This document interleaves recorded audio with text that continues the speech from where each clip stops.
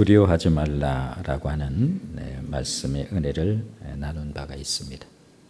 그리고 이어서 근심하지 말라라고 하는 주제로 은혜를 함께 나누었고, 오늘은 이어서 염려하지 말라라고 하는 그러한 주제로 함께 은혜를 나누고자 합니다. 그리스도인들의 가을은 시로 시작되어진다, 이렇게 말씀드릴 수 있겠습니다. 오늘 주보에도 실린 바 가을에는 기도하게 하소서, 낙엽들이 지는 때를 기다려 내게 주신 겸허한 모국으로 나를 채우소서. 가을을 시의 계절이라고 한다면 우리들은 지금 복음서 가운데 가장 시적인 그러한 감동을 우리에게 주는 그러한 텍스트, 그러한 본문을 대하고 있습니다. 오늘 본문이 우리들에게 시적인 감동을 주고 있다라고 한다면 그 이유는 본래 이 구절은 시였기 때문이라고 할 수 있습니다. 그런 의미에서 이 가을에 은혜를 나누기에 가장 적절한 복음서 말씀이 무엇일까라고 한다면 바로 오늘 우리들이 대하고 있는 오늘의 본문의 말씀이야말로 이 가을에 함께 나누기에 가장 적절한 그런 말씀은 아닌가, 그런 생각을 해봅니다. 그러나 오늘 예수님께서 오늘 본문을 통해서 우리에게 무슨 시적인 감성을 주시고자 하는 의도를 가지고 이 말씀을 하셨을 리 없지요. 오늘 예수님께서 이 말씀을 우리에게 들려주시고자 하는 것은 어떤 시적인 감수성을 뛰어넘어서 우리들의 가장 취약한 삶의 부분을 터치하고자 하는 그러한 의도로 우리에게 이 말씀을 하고 계시다라고 할 수 있습니다. 그렇다고 한다면 우리들의 가장 취약한 부분은 과연 무엇인가?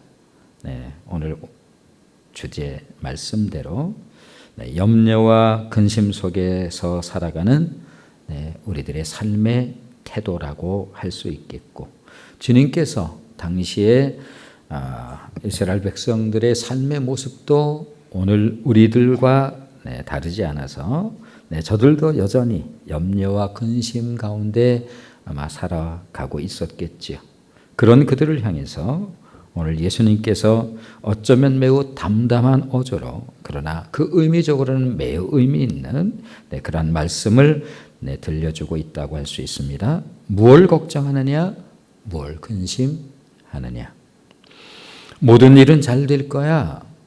물론 예수님께서 모든 일은 잘 될 거야 라고 하는 이러한 의미의 말씀을 하셨다고 한다면 예수님이 단순히 우리들이 흔히 말하는 무한 긍정으로 그런 식으로 무조건 잘 될 거야, 그런 의미로 하신 말씀은 아닙니다. 그러나 오늘 예수님께서 들려주시는 것은 뭘 걱정하느냐, 뭘 근심하느냐, 모든 것은 잘 될 거다. 왜냐하면 거기는 분명한 이유가 있어요. 하늘 아버지께서 너희를 돌보고 계시기 때문이다, 이렇게 말씀하십니다. 자, 오늘의 본문은 이렇게 시작하죠. 25절인데요. 같이 읽어보겠습니다. 같이 읽습니다. 시작. 그러므로 내가 너희에게 이르노니 목숨을 위하여 무엇을 먹을까, 무엇을 마실까, 몸을 위하여 무엇을 입을까 염려하지 말라. 목숨이 음식보다 중하지 아니하며 몸이 의복보다 중하지 아니하냐. 예수님께서 하시고 싶은 말씀은 무엇이었을까요? 한마디로 염려하지 말라. 그렇다면 과연 진정 걱정 근심 없는 삶은 가능한 것일까? 그리고 진정 근심 없는 사람이 있을까? 우리들이 즐겨 부르는 찬송을 통해서 소위 수사적 질문으로 우리에게 이렇게 질문을 통해서 염려 근심 없는 사람은 없습니다.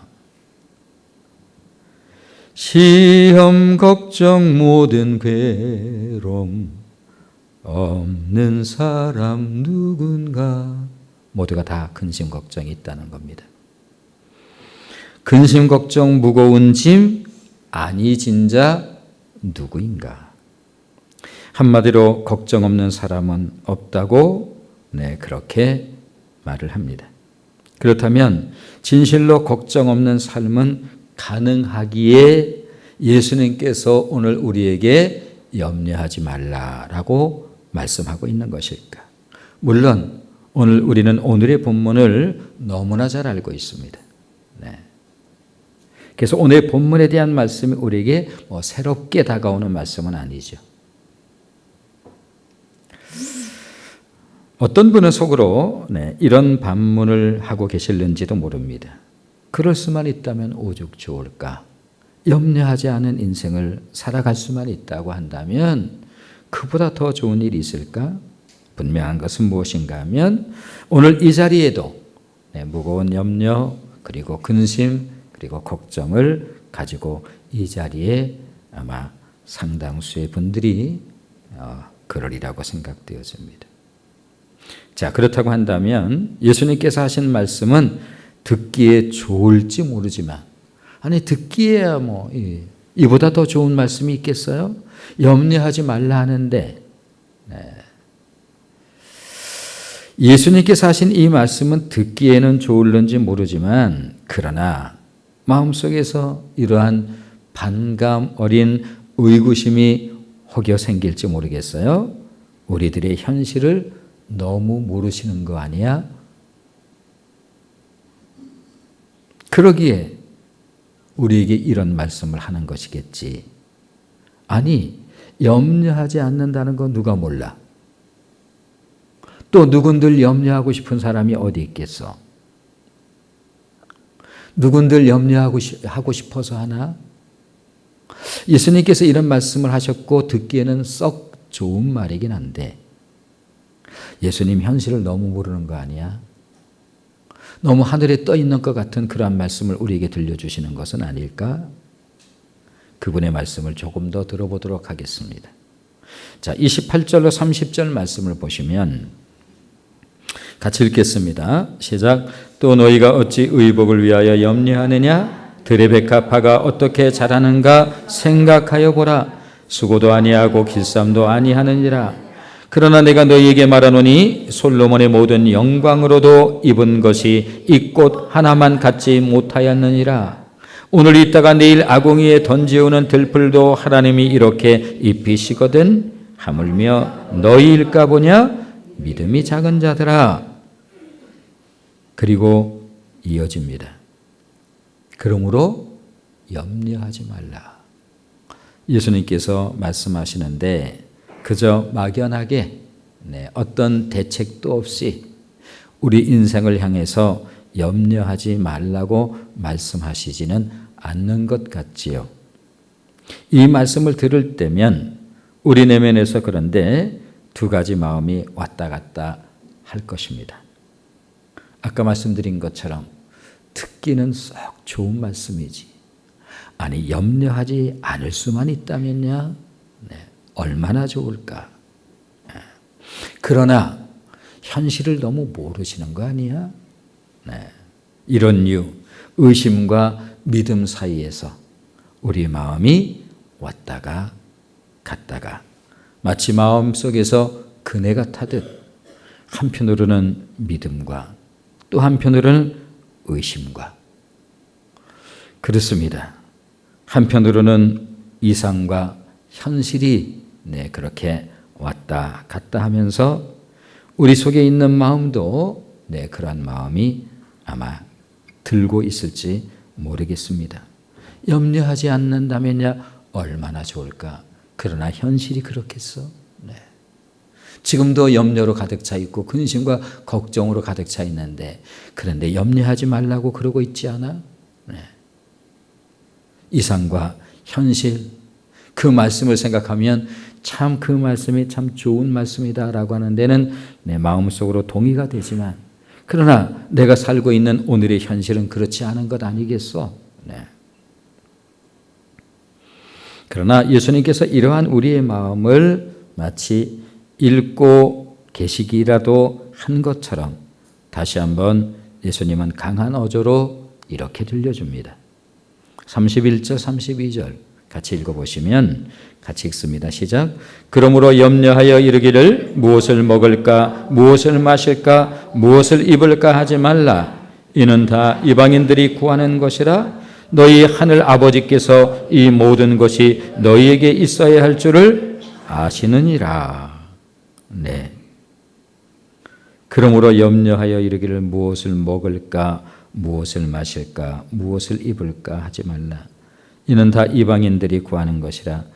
네, 너희 하늘 아버지께서 이 모든 것이 너희에게 있어야 할 줄을 알고 계신다. 예수님께서 하신 말씀이에요. 그렇습니다. 예수님께서는 우리들에게 계속 촉구를 하고 계시지요. 너희 삶을 하나님 손 안에 맡겨보라. 너희 근심의 짐을 하나님의 발 앞에 내려놓아 보라니까. 그렇게 그분께 맡겨보라고. 너희에게는 거룩한 지게꾼 되시는 하나님이 있지 아니한가? 정말 인생을 살아가면서 하나님 안에서 산다는 것은 얼마나 복된 것인가? 왜냐하면 우리 인생의 무거운 짐이 사실 단 하루도 가볍지 않게 있는 것 또한 사실이죠. 자, 그런 우리에게 있어서 인생의 무거운 짐을 날마다 대신 짊어지시는 분이 계시다고 하는 이 사실은 우리에게 얼마나 위로가 될 뿐만 아니라 얼마나 놀라운 일인가. 이름하여 우리는 그 하나님을 일컬어서 거룩한 지게꾼이시다. 왜냐하면 우리의 짐을 대신 짊어지실 뿐만 아니라 날마다 대신 짊어지신다고 말씀하시고 단 한 번도 그거 가지고 우리에게 혼란이나 우리에게 책망 너는 왜 날마다 나에게 네 짐을 나에게 맡기느냐라고 말씀하시지 아니하시고 날마다 우리의 무거운 인생의 짐을 대신 짊어지시는 분이시기 때문에 그렇습니다. 자, 그런 말씀이 어디 있어요? 성경에 시편에 있죠. 시편 68편 19절 보면 우리 하나님이 우리의 신령하고 거룩한 지게꾼이라고 하는 사실을 이렇게 들려주고 있습니다. 자, 은혜를 돕는 말씀으로 한번 같이 읽어보시죠. 같이 읽습니다. 시작. 날마다 우리 짐을 지시는 주 곧 우리의 구원의 하나님을 찬송할지로다. 그 하나님은 날마다 대신 짊어지신다고 그렇게 말씀을 하고 있습니다. 그렇습니다. 이 말씀만 생각해도 우리에겐 얼마나 위로가 되는지. 인생의 여정이 무거운 짐을 짊어지고 걸어가는 이 근심과 걱정과 염려의 무거운 짐이라니 사실 여기서 자유로울 수 있는 인생이 누가 있을 것인가? 모두가 다 그렇습니다. 각자는 나한테만 이 무거운 인생의 짐이 있는 연하지만 우리 모든 인생에게 이와 같은 무거운 삶의 짐이 있어 우리는 찬송을 통해서 그렇게 찬양으로 고백하는 겁니다. 시험, 걱정, 모든 괴로움 없는 사람이 누군가? 모두가 다 있지 않습니까? 이런 뜻이죠. 근심, 걱정, 무거운 짐 아니진 자가 누군가? 모두가 이 짐을 지고 우리는 인생길을 걸어가고 있다라고 말씀하고 있습니다. 그런데 오늘 본문은 이 염려와 근심 없는 삶의 열쇠는 바로 믿음과 관련이 있는 것이다. 예수님께서 그렇게 말씀하고 있죠. 바로 30절에서 또 너희가 어찌 의복을 위하여 염려하느냐? 들의 백합화가 어떻게 자라는가 생각하여 보라. 수고하느냐? 길쌈을 길쌈도 아니하지 않느냐? 그러나 하나님께서 얼마나 아름답게 입히시느냐? 자, 그러나 내가 너희에게 말하노니 솔로몬의 모든 영광으로도 입은 것이 이 꽃 하나만 갖지 못하였느니라. 30절 같이 읽습니다. 시작. 오늘 있다가 내일 아궁이에 던지우는 들풀도 하나님이 이렇게 입히시거든 하물며 너희일까 보냐. 믿음이 작은 자들아, 하물며. 믿음을도 하나님께서 그렇게 언제나 한결같이 대학원을 공중 나는 새를 보라. 창고를 짓더냐? 뭘 모아다가 거기다 쌌더냐? 그러나 새 같은 미물도 하나님께서 저렇게 먹이시거늘 하물며 너희일까 보냐 믿음이 적은 자들아. 이렇게 믿음과 관련해서 말씀하고 있음을 우리가 볼 수가 있습니다. 언젠가 이 말씀에 대한 주제를 가지고 은혜를 함께 나눈 적이 있었어요. 그리고 제가 본 책에 있었던 소위 애니 시지 웍이라고 하는 영국의 소설가가 이제 60이 넘어서 온몸이 망가졌어요.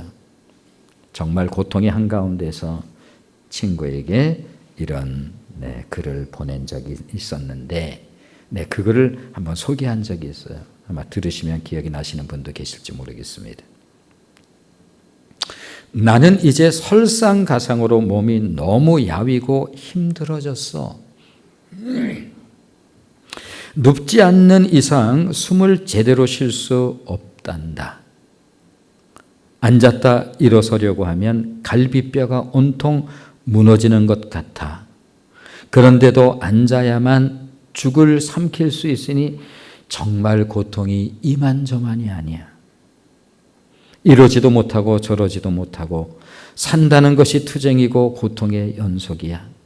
그런데 곰곰이 생각해 보면 말이야, 삶은 결국 내 삶이고 살아있다는 것은 아름다운 것이지. 삶은 아름다운 것이야. 하나님의 손안에 의지하여 기대고 있다는 생각을 하니 내 속에 한없는 기쁨이 있어. 그랬습니다. 온 몸이 망가질 대로 망가졌고 야위일 대로 야위여서 눈은 퀭 들어갔을 것이고 광대병은 툭 불그러졌을 것입니다. 눕지 않는 이상 숨을 제대로 쉴 수 없어 나는 거의 누워서 지내야만 돼. 앉았다 일어서려고 하면 갈비뼈가 온통 무너지는 것 같아서 그래서 정말 앉았다 일어서는 것이 보통 어려운 게 아니야. 그럼에도 불구하고 내가 그래도 좀 앉아 있어야 죽을 삼킬 수 있으니 정말 고통이 이만저만이 아니야. 그런데 이와 같은 기가 막힌 고통 속에서도 살아있다는 것은 아름다운 것이지 삶은 아름다운 것이란다. 하나님의 손안에 의지하여 기대고 있다는 생각을 하니 내 속에 한없는 기쁨이 있어.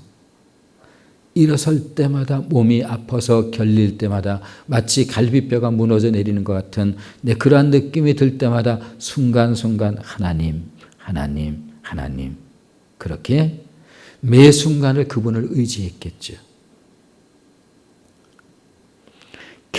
겨우 이렇게 저렇게 힘을 다해서 그렇게 죽몇 술이라도 삼키려고 앉을 때 그때도 하나님, 하나님, 하나님 그렇게 주님을 찾았겠죠.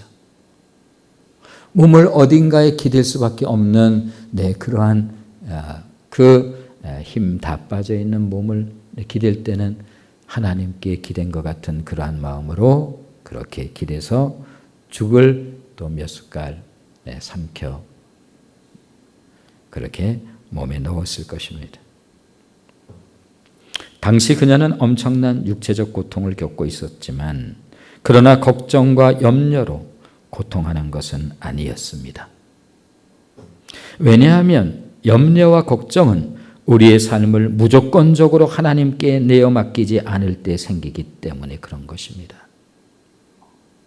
그러므로 예수님께서 가르쳐 주신 기도처럼 당신의 뜻이 이루어지길, 당신의 뜻이 이루어질 것임을 믿습니다.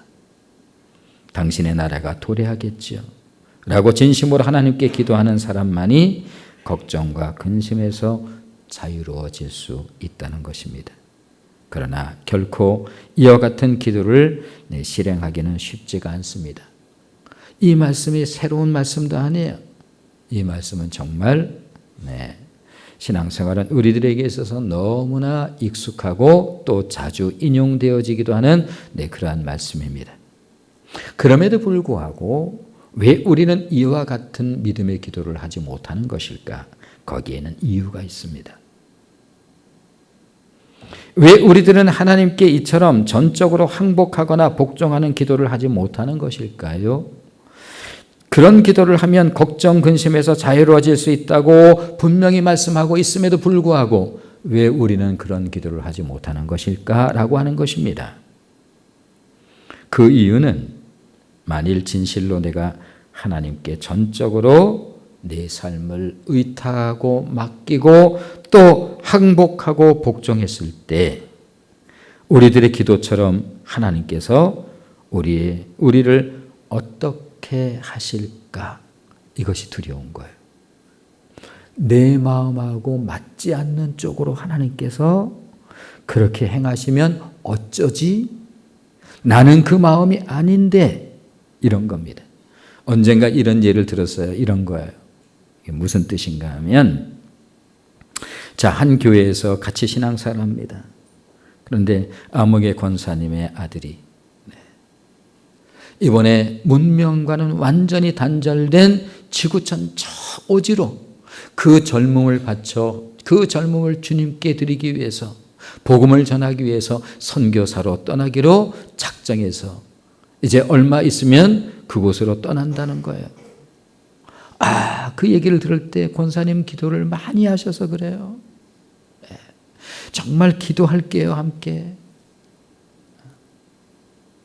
그런데 자신의 아들이 문명과 단절된 저 지구촌 오지로 가서 정말 살기도 어려운 그곳에 가서 내 선교사로 복음을 전하는 사역을 하기로 결심한다고 할 때 너는 아니지. 너 생각 제대로 해야 돼. 너 지금 기분으로 감정으로 하는 거 아니야? 네, 이런 두 가지 마음이 우리에게 있다는 거예요. 왜 다른 권사님의 아들이 그 문명인과 단절된 오지로 가서 선교사 정말 믿음 좋아요. 네. 그렇게 나름대로 격려하고 기도로 도울게요. 그런데 왜 자기 자식이 그 똑같은 상황으로 간다고 할 때 너는 그거 아니야. 너 하나님께 응답 받았어? 네 감정으로 하는 것 아니겠어? 이것이 이중적 우리의 마음이다라고 하는 거예요. 그래서 우리는 하나님께 모든 것을 내어 맡기는 기도를 차마 못하고 있는 거예요. 혹시라도 내 마음하고 맞지 않는 그런 한 결정을 하나님께서 하시는 거 아니야? 이런 두려움이 들기 때문에.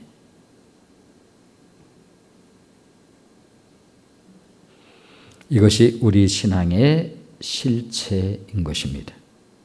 이것이 바로 우리들의 기도가 입술의 기도와 마음의 기도가 다른 이유인 것입니다. 이것이 바로 우리들의 헌신과 복종이 언제나 절반으로 끝나는 이유인 것입니다. 내가 이 정도까지는 할 수 있죠. 그러나 그 넘어서는 아니에요.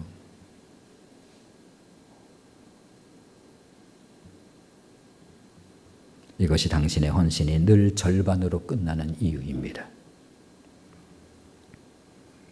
우리들이 즐겨 부르는 찬양이 있습니다. 내가 원하는 한 가지 주님의 기쁨이 되는 것. 내가 원하는 한 가지 주님의 기쁨이 되는 것. 이렇게 입술로는 찬양을 하지만 실제로 입술의 찬양과 마음의 찬양이 다른 이유는 다 이런 이유 때문에 그런 거예요. 내가 찬양은 그렇게 하지만 내 삶까지는 그렇게 못하죠. 네. 그렇습니다. 사실상 우리들의 반쪽의 마음과 우리들의 갈라진 헌신 때문에 우리들의 내면이 이렇듯 갈팡질팡하고 있다고 할 수가 있을 것입니다. 왜냐하면 나는 내 안에 내가 하고 싶은 것으로 가득 차 있는데 혹여라도 하나님께서 그것을 놓아버리라고 한다면 하나님 그건 아니잖아요.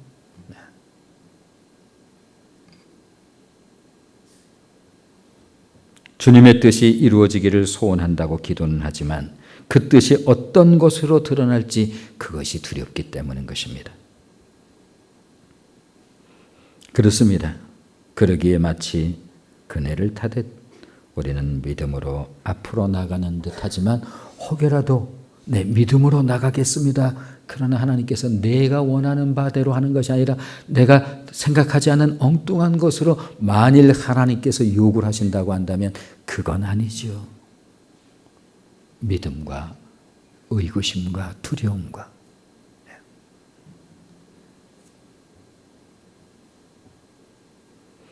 우리는 믿음으로 앞으로 나가는 듯 하면서도 또 다른 두려움으로 뒤로 물러나 신뢰와 걱정 사이를 오가듯 그렇게 오롯이 그러한 믿음을 갖지 못하는 이유이기도 한 것입니다. 그렇습니다. 이것이 우리들이 염려의 근해에서 내려오지 못하는 이유인 것입니다.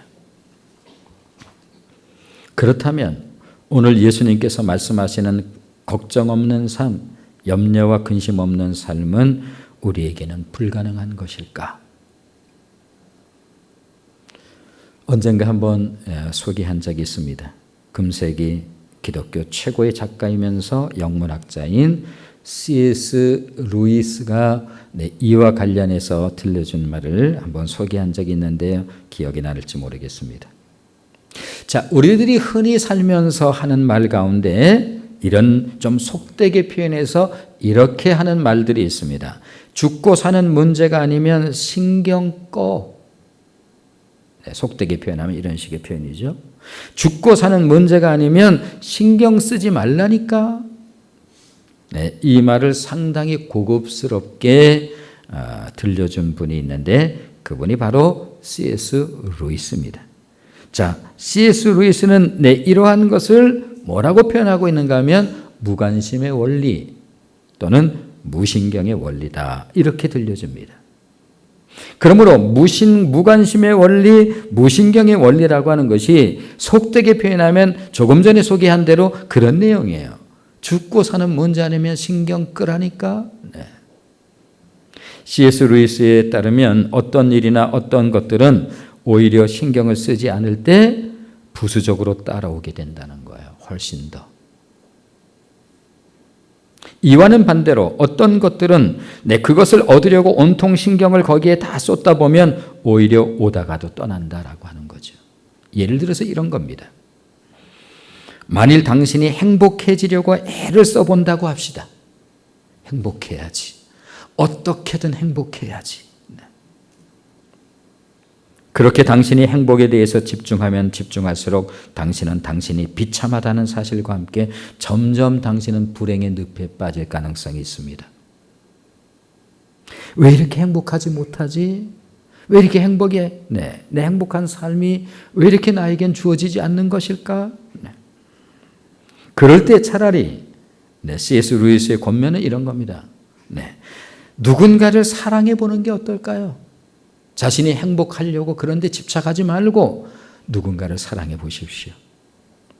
그 대상이 아내이든 자녀이든 남편이든 그 누구든지 모르긴 해도 어느새 행복이 당신 곁에 머물고 있음을 발견하게 될 것입니다. 그런 의미에서 결론적으로 오늘 예수님께서 이 말씀을 우리에게 들려주고 있는 것인데요. 자, 그러면서 예수님께서 오늘 결론적으로 들려주신 말씀이 뭐냐면 너희는 무엇을 먹을까, 무엇을 마실까, 무엇을 입을까 염려하지 말라. 그것은 다 세상 사람들이 구하는 것 아니야. 너희 하늘 아버지께서는 너희의 필요를 이미 알고 계시단다. 들의 백합화를 봐라. 내 공중 나는 새를 보라. 하나님께서 입히시고 먹이시지 않더냐. 그러면서 하물며 너희일까 보냐. 믿음이 적은 자들아. 그러면서 결론적으로 예수님께서 하신 우리가 너무나 잘 아는 그 유명한 말씀 33절 34절이죠. 자, 같이 읽어보시면 같이 읽습니다. 시작. 너희는 먼저 그의 나라와 그의 의를 구하라. 그리하면 이 모든 것을 너희에게 더하시리라. 그러므로 내일 일을 위하여 염려하지 말라. 내일 일은 내일이 염려할 것이요 한날 괴로움은 그날에 족하니라. 그러므로 염려에 대해서 예수님은 이렇게 말씀하고 계신 것입니다.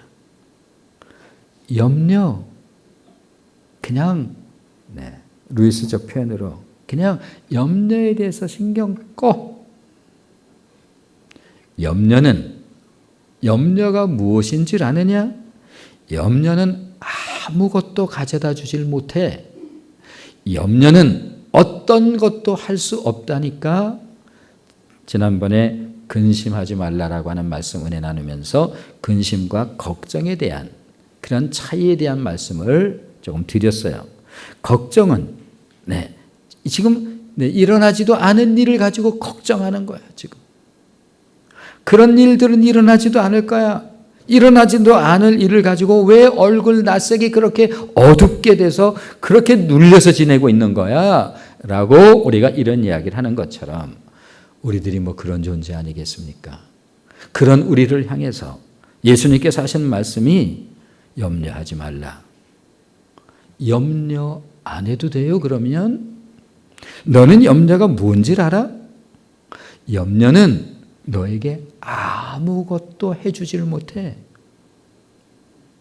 너 염려의 무익함이 뭔지 아니? 염려는 아무 능력이 없는 거야. 한마디로 말해서 염려란 백해 무익한 것이란다. 자, 염려에 대해서 헬라어 단어에 대한 이야기를 가끔 해요. 메림나라고 해요. 이 메림나라고 하는 염려라고 하는 단어의 뜻이 무엇인가 하면 마음이 나누어진다는 뜻이에요. 인생을 살아가면서 마음 나누어져서 되는 일이 있던가요? 염려는 바로 그런 거야. 그러면서 자, 나누어진 마음이 할 수 있는 것이 무엇이란 말인가? 염려는 한마디로 백해무익한 거야. 그러면서 27절에서 예수님이 딱 한마디 하셔요. 염려란 이런 것이다. 자, 27절 말씀 한번 읽어보시면 27절 같이 읽습니다. 시작. 너희 중에 누가 염려함으로 그 키를 한 자나 더할 수 있느냐? 염려하면 키가 자라드냐? 염려가 키를 자라게 하더냐고? 염려는 이런 거다. 아무 쓸데없는 거야. 염려는 가져다 줄 수 있는 능력이 그 안에 세상 흔히 속된 편으로 일도 없어. 백해 무익한 거야. 염려는. 그런 의미에서 염려에 매이지 않는 삶을 루이스는 뭐라고 표현했나요? 무관심의 원리. 관심 갖지 않는 게 훨씬 낫지. 신경 쓰지 않는 게 훨씬 낫단다. 아니, 관심 안 가지면 좋지요. 아이, 누구는 뭐 신경 쓰고 싶나요? 이런 마음이 여전히 마음 한곁에 한 군데 거기서 우리는 마음에 자꾸 그런 마음이 생길지 모르겠습니다.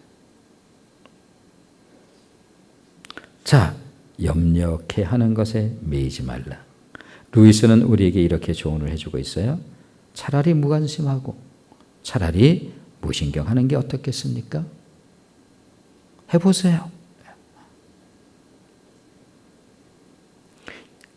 그 대신 무조건 염려하지 말라고 말씀하는 게 아니라 예수님의 말씀을 경청을 해보세요. 예수님의 말씀을 따라보세요. 염려에 에너지를 쏟지 말고 염려가 그 굉장히 에너지를 소진하게 만들거든요. 염려가 많으면 피곤해져요. 아픔이 자꾸 나온다니까요. 몸이 무거워진다니까요. 염려와 근심에 눌릴 때 우리에게서 그러한 신체적 반응이 나타나지 않습니까? 거기에는 엄청난 에너지가 거기에 소모된다는 뜻 아닙니까? 그것이 에너지라고 한다면 주님의 말씀에 경청해 보시는 게 어떻겠어요? 주님의 말씀을 따라보는 것이 어떻겠습니까? 그렇게 지내려면 차라리 주님이 뭐라고 말씀하셨는데요? 너희는 먼저 그의 나라와 그의 의를 구하라. 그리하면 이 모든 것을 너희에게 더하시리라. 이 모든 것을 더해 주신다는 것은 충분히 좋은 말인데요. 그래서 느낌이 확 오거든요. 그런데 너희는 먼저 그의 나라와 그의 의를 구하라는 말은 늘 애매하게 들려요. 뭘 어떻게 하라고요, 그게? 뭘 어떻게 하는 건데요? 네, 이런 겁니다. 루이스가 권하는 무관심의 원리라고 하는 것은 하나님이 통치하시고 하나님이 다스리시는 하나님의 나라네요. 그게 그렇습니다. 너희는 먼저 그의 나라와 그의 의를 구하라고 한 말이 그 뒤에 그리하면 이 모든 것을 너에게 더해 주실 것이다. 그 앞에서 말했던 무엇을 먹을까, 무엇을 마실까, 무엇을 입을까, 이것과 관련된 소위 우리 삶의 니드의 문제, 필요의 문제요. 알고 계시다는 거예요. 하나님이. 알고 계시다. 그러므로 너희는 먼저 그의 나라와 그의 의를 구하라. 그리하면 이 모든 것을 너희에게 더해 줄 거야 라고 말씀하시는, 더해 준다는 이 모든 것의 말씀은 참 좋게 마음에 잘 다가오는데요. 그의 나라와 그의 의는 어떻게 구하는 거예요? 하나님이 통치하시고 하나님이 다스리시는 하나님의 나라를 당신의 삶의 우선순위 1번에 놓는 것을 말합니다. 가장 앞자리에 두는 것을 말합니다. 그래서 하나님의 나라를 얘기할 때 가끔가다 성경 공부하면서 그렇게 말씀을 드리죠. 네, 나라에 있어서 가장 중요한 의미는 장소가 아니라 통치다. 이것이 나라가 가지고 있는 매우 중요한 가치예요. 내 주 예수 모신 곳이 그 어디나 하늘나라 높은 산이 거친 들이 초막이나 궁궐이나 내 주 예수 모신 것, 내 주 예수 그리스도가 통치하시고 다스리시는 그곳이 하나님의 나라다라고 하는 거야. 아직도 그것이 애매하게 들리나요? 그의 나라와 그의 의가? 네. 그리하면 C.S. 루이스가 말한 것처럼요. 그거 아무 백해무익한 거 버리세요. 그리고 주님이 다스리는, 주님이 통치하는 그의 삶의 원리를 내 삶의 가장 앞자리에 두는 겁니다. 그분이 통치하시도록 무엇을? 나의 삶을. 그분이 다스리도록 무엇을? 내 삶을.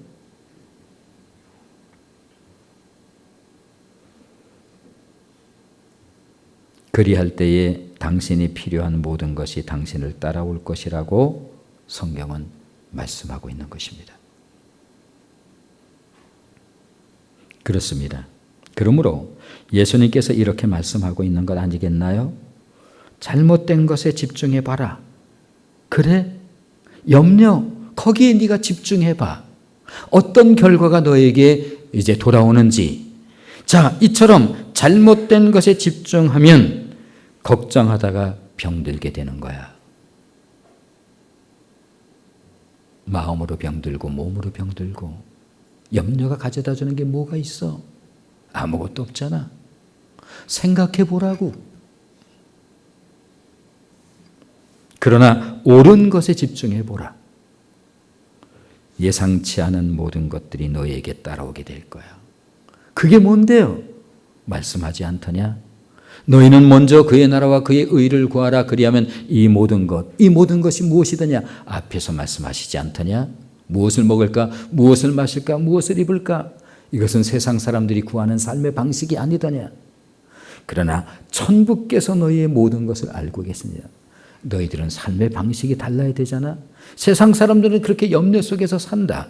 그러나 너희는 그렇게 그러한 삶의 방식과 삶의 태도를 가지고 살아서는 안 될 것에 대해서 말씀합니다. 잘못된 것에 집중해 보라고. 너한테 돌아오는 것이 무엇이더냐? 걱정과 병든 몸 아니더냐? 옳은 것에 집중해 보라니까. 주님께서 무엇을 약속하느냐? 이 모든 것을 너에게 더해 주신다고 말씀하지 않더냐? 그러므로 염려에 매이고 근심에 붙들릴 것이 아니라 그런 것에는 무신경하고 차라리 하나님의 뜻에 올인해 보는 게 어때? 그 걱정하면서 염려하는 에너지를 하나님께 올인하라고. 그때 당신은 생각하지 못했던 오늘 예수님께서 말씀하신 이 모든 것을, 이 모든 것이라고 말하는 이 모든 것, 너에게, 우리에게 더해지는, 나에게 더해지는 생각하지 못했던 것들이, 전혀 생각하지 못했던 것들이 하나님으로 말미암아, 우리 주님으로 말미암아 나에게 더해지는 그러한 삶의 원리 속에서 살아가는 이 가을에 교훈되어지기를 주님의 이름으로 축원을 드립니다. 기도하겠습니다.